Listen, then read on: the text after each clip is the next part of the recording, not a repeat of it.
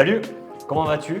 Bon, si tu ne me connais pas, je m'appelle Jérémy et sur les 2 dernières années, j'ai investi dans plus de 25 startups. Alors non, je ne suis pas héritier, je n'ai pas gagné au loto, j'ai travaillé énormément pour faire grossir Spendesk, qui est aujourd'hui l'une des licornes du logiciel en France. Je ne suis pas encore multimillionnaire, mais je suis passionné de la tech et je préfère investir dans ce que je maîtrise plutôt que de la crypto ou des actions. Donc sur mes 25 derniers investissements, certains sont valorisés plus de 500 millions d'euros, d'autres ont fait faillite. J'ai appris énormément de choses, fait quelques erreurs, donc je voulais te partager tout ça. J'essaye d'illustrer au maximum mes opinions avec de la donnée. Bon, la majorité préviennent du marché américain. Je pense qu'en France, ils sont encore plus effrayants que ce que je vais te dire. N'oublie pas, on vient juste de lancer ce channel, alors partage-moi ton feedback pour améliorer les formats et ça fera plaisir à Gus qui est derrière la caméra. Garde en tête que quand je parle d'investissement en startup, je parle d'investir le plus tôt possible, dès le lancement dans la startup. Je ne parle pas de plateformes comme on a pu voir, comme Caption, que j'adore d'ailleurs, qui vous propose de racheter les actions des employés. Peut-être une prochaine vidéo. Cette vidéo, elle est en 4 parties. La première, c'est d'arrêter de croire tout ce qu'on vous dit. La deuxième, c'est quelles sont vraiment nos chances de gagner de l'argent en investissement en startup. La troisième, à quel moment on va vraiment pouvoir vendre nos actions et gagner de l'argent. Et enfin, comment s'y prendre pour faire son premier investissement. Si tu regardes cette vidéo, c'est que ce sujet t'intéresse. Et désolé de te décevoir, mais je vais peut-être paraître le party pooper, mais je pense que tout ce que je viens de dire est faux. Il y a 3 idées reçues sur l'investissement en startup que je déteste. La première, c'est qu'on pense que c'est rapide. L'impatience, c'est le défaut numéro 1 des investisseurs. Si tu penses qu'investir en startup, c'est comme parier sur Mbappé, meilleur buteur à la Coupe du Monde, tu as tout faux. En moyenne, une startup elle met 7 ans avant de rentrer en bourse. Et ça, c'est aux États-Unis. Par exemple, Spendesk, lancé en 2016, n'est pas encore coté en bourse. Un autre exemple, c'est les fonds d'investissement qui investissent en startup. Ils ont une durée moyenne de 10 ans. Oui, je te présenterai les autres moyens qu'ont les investisseurs pour gagner de l'argent en cette fin de vidéo, mais garde ça. Sois patient si tu souhaites investir en startup. Le deuxième, c'est qu'on pense que c'est facile. Alors oui, il y a des startups partout et pour tout. Je pense du fer à cheval connecté au nouveau système bancaire, il y en a pour tous les goûts. Mais en réalité, moins d'1% de ces startups arrivent à lever de l'argent.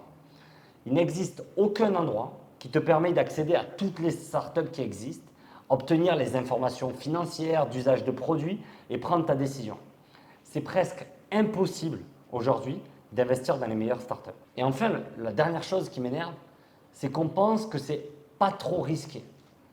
Alors, je t'ai dit qu'il y a moins d'1% des startups qui arrivent à lever de l'argent. Sur celles qui ont réussi à lever ces premiers argents, 90% vont disparaître, dont 10% dès la première année. Je pense qu'à part acheter du Bitcoin sur FTX, je ne vois rien de plus risqué en termes d'investissement. N'oubliez pas qu'on parle que des succès, mais jamais des échecs. Allez, j'arrête de déprimer, mais c'est important pour moi de te donner ces statistiques. Passons aux choses sérieuses. Quels sont les moyens de gagner de l'argent en tant que BA? C'est souvent une question qu'on pose beaucoup. Si vous investissez dans une startup, vous avez 4 moyens de gagner de l'argent. C'est ce qu'on appelle dans le jargon un exit.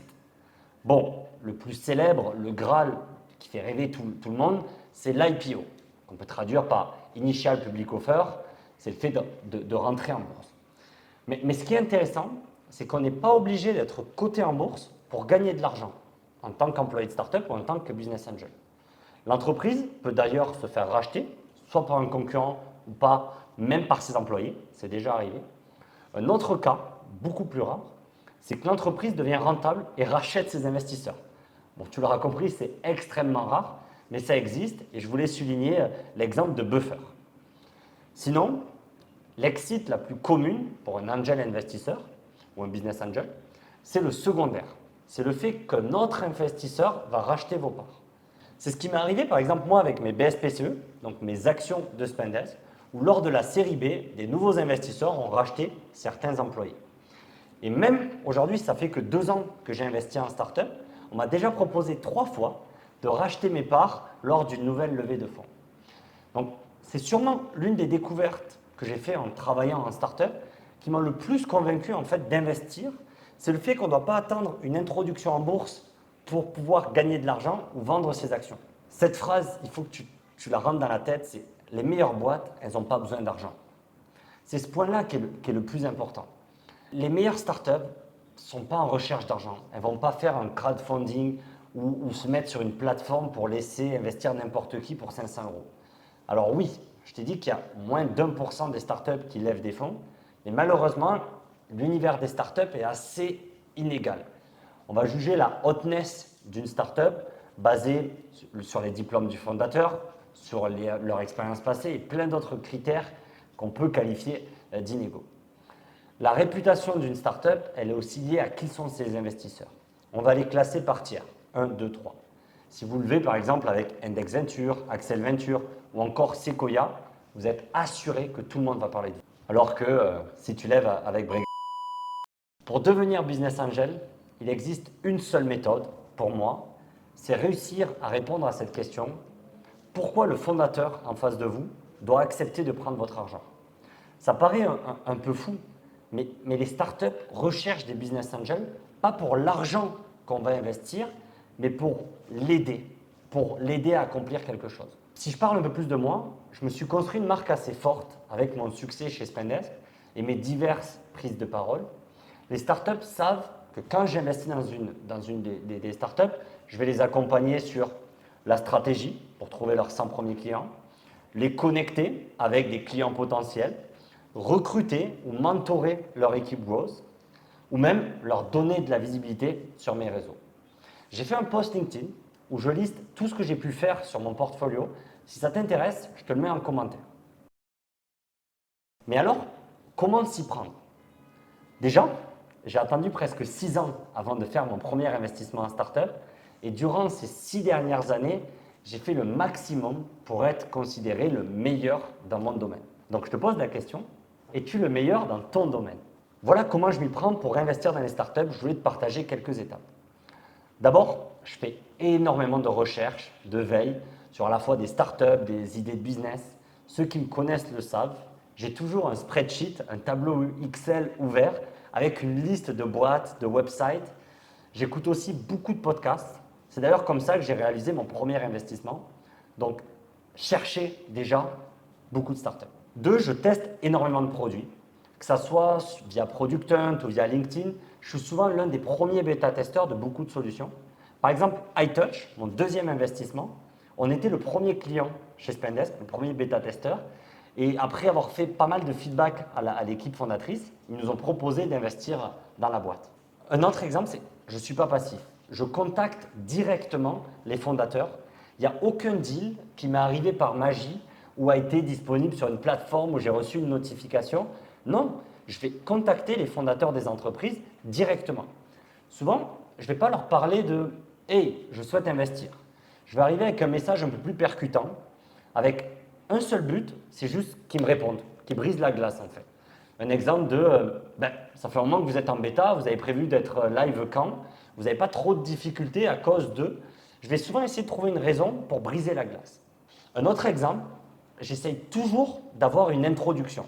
Par exemple, regarde ce que j'ai fait avec Atio, un autre de mes très beaux investissements, où j'ai simplement demandé à une autre personne qui connectait le fondateur de me le présenter et après, c'était à moi de jouer. Donc ça, c'est un peu pour briser la glace. Comment j'arrive à avoir pas mal de discussions avec les fondateurs. La partie la plus cruciale, c'est quand j'arrive à avoir un meeting avec le fondateur, là, je vais donner le maximum. Sur les 30-45 prochaines minutes, je vais essayer de lui apporter le plus de valeur possible, du moins sur mon expertise. Et à la fin, j'essaye toujours de le connecter soit avec un candidat potentiel, soit avec un client potentiel, ou toujours essayer de le pousser dans ses réflexions. Parfois, je tends carrément la perche en lui disant « T'aimerais pas qu'on fasse ce type de meeting chaque semaine? Ça serait pas possible d'investir chez toi ?» Mais c'est assez rare. J'essaye vraiment de garder ce lien-là. Bon, il y a une qualité qui est hyper importante, c'est que je lâche jamais. Je dois relancer l'entrepreneur plusieurs fois. Et à chaque fois, j'essaye soit de faire une blague, soit de l'aider sur un sujet. La majorité de mes investissements, ont lieu entre 4 et 6 mois après mon premier échange. C'est long, il faut être patient et il ne faut jamais lâcher. Bon, ce qui est bien dans l'investissement en start-up, c'est que c'est un effet boule de neige. Les fondateurs des boîtes dans lesquelles vous allez rencontrer, échanger, sont aussi connectés avec d'autres fondateurs qui sont en train de lancer des boîtes. Donc c'est vraiment un effet boule de neige. Si je devais résumer en 4 points cette vidéo, 1. J'ai jamais investi via aucune plateforme ou via aucun club deal, je n'y crois pas. 2. Je n'ai pas encore à ce jour gagné 1 centime, donc il faut être patient. 3. J'ai une relation privilégiée avec les 24 startups dans lesquelles j'ai investi. 4. Cette vidéo est beaucoup trop longue. Bon, c'est bien, tu es resté jusqu'au bout. Si ça t'intéresse, je retrace l'histoire de mon premier investissement dans cette vidéo, disponible dans quelques jours sur mon channel. Allez, clique ici ou peut-être ici.